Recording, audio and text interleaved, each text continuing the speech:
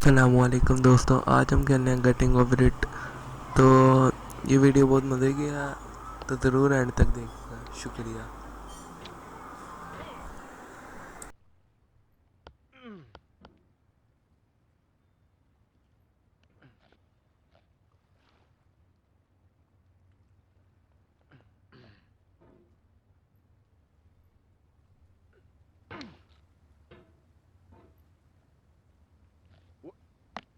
There's no feeling more intense than starting over.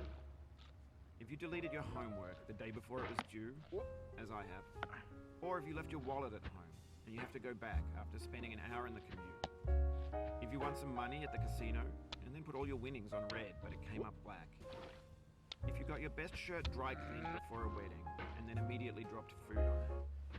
If you won an argument with a friend and then later discovered that they just returned to their original view. Starting over is harder than starting up. If you're not ready for that, like if you've already had a bad day, then what you're about to go through might be too much. Feel free to go away and come back. I'll be here. Alright, thanks for coming with me on this trip. I'll understand if you have to take a break at any point. Just find a safe place to stop and quit the game. Don't worry, I'll save your progress, always, even your mistakes. This game is a homage to a free game that came out in 2002 titled Sexy Hiking. The author of that game was Jazzuo, a mysterious Czech designer who was known at the time as the father of B games.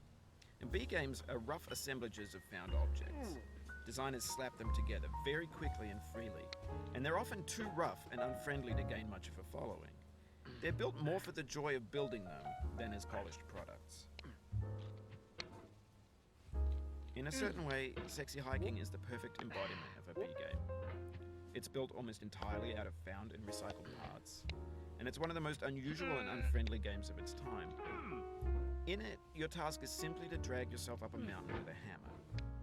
And that act of climbing, in the digital world or in real life, has certain essential properties that give the game its flavor. No amount of forward progress is guaranteed. Some cliffs are too sheer or too slippery.